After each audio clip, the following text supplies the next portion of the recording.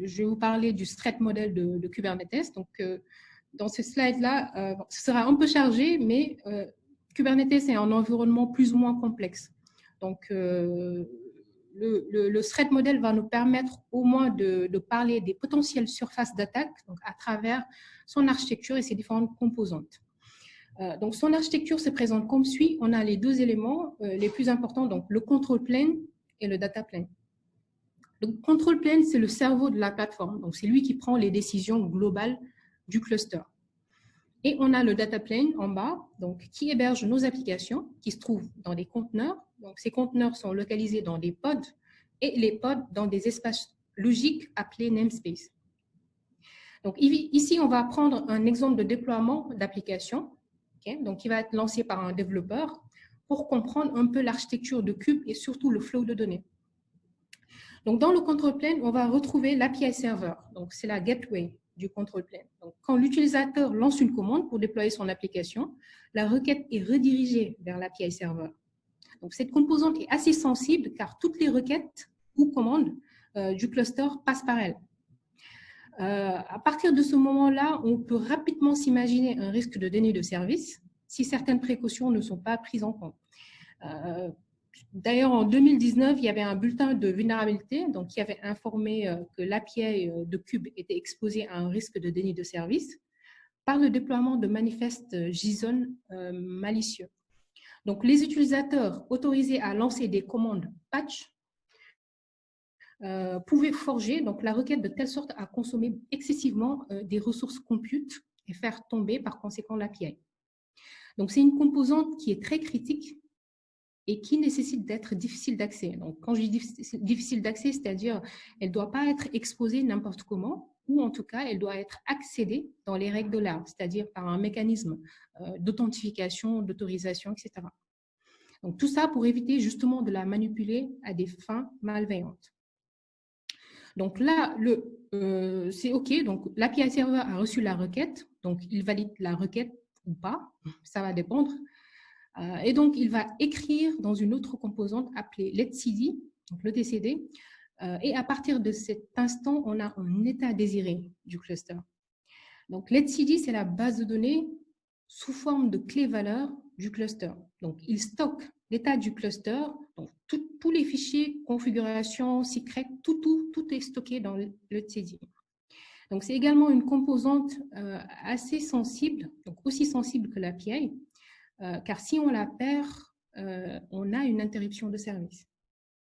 Donc, c'est pourquoi dans certaines architectures achats ou disponibilité, on a beaucoup de masters justement pour qu'elles soient répliquées.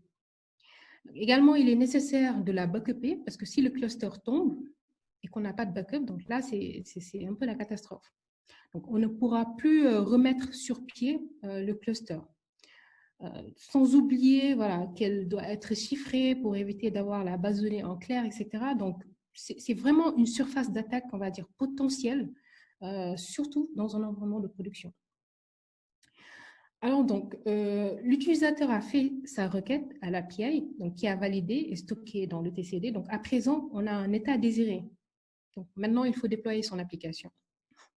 Donc, on a ce qu'on appelle le contrôleur, donc, qui est le cerveau du master, donc du control plane. Donc, il va s'assurer que l'état du cluster actuel est égal à l'état désiré.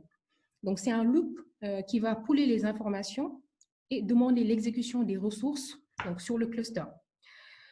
Cette exécution passe par le scheduler, donc une autre composante, donc, qui va se charger de vérifier que les ressources nécessaires, donc demandées, sont disponibles pour pouvoir déployer l'application du développeur.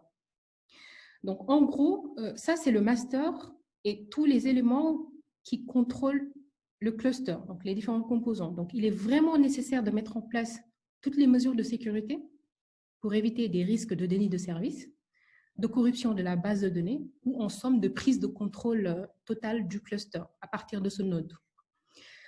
D'ailleurs, pour plus de sécurité, aucun déploiement d'application ne doit être autorisé sur ce node pour éviter justement de manipuler directement les ressources du control plane. Et ensuite, on a le data plane, donc avec la première composante, donc Kubelet. Kubelet, c'est la composante qui va pooler les informations pour déployer le nouveau pod et s'assurer qu'il est en bonne santé. Quand le développeur écrit son fichier de config, donc son manifeste, donc il définit dans ce qu'on appelle les pod specs, toutes les spécifications donc, des conteneurs qui doivent tourner dans les pods, donc, à savoir les noms des images, la version de l'image, les volumes à monter, etc.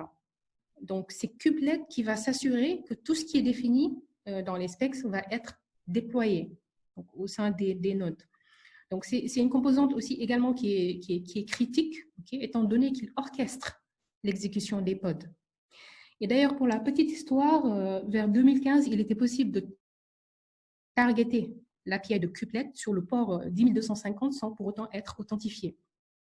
Donc, ce qui a posé un énorme problème de sécurité du moment où chacun, à sa guise, peut exécuter du code malveillant donc dans les conteneurs et prendre contrôle, faire une prise de contrôle du cluster. Donc, cette vulnérabilité a été fixée dans les versions de Kubernetes qui ont suivi.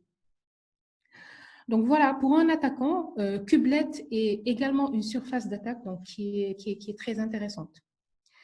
Donc une fois que Kubelet donne l'instruction de lancer le pod, donc le runtime est appelé pour faire tourner les conteneurs. Donc le plus connu, c'est Docker. Donc Docker, il va fournir un environnement d'exécution au conteneur.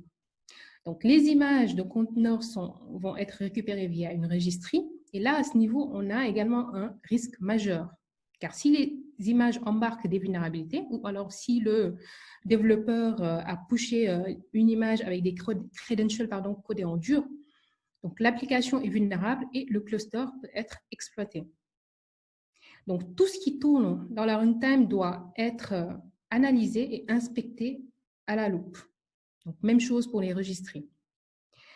Donc, aujourd'hui, il y a un tas de mauvaises pratiques liées au cycle de développement des applications donc, qui exposent ces environnements-là à des risques potentiels. Donc, nous y reviendrons certainement en détail dans un autre webinaire donc, pour parler justement de ces mauvaises pratiques et comment aujourd'hui les approches DevSecOps peuvent nous aider. Donc, une fois que les applications sont déployées, donc, elles ont besoin d'être accédées. Donc, ici, on a le kubeproxy, donc une autre composante, comme son nom l'indique, donc c'est un proxy, donc qui va charger d'exposer les pods via un service.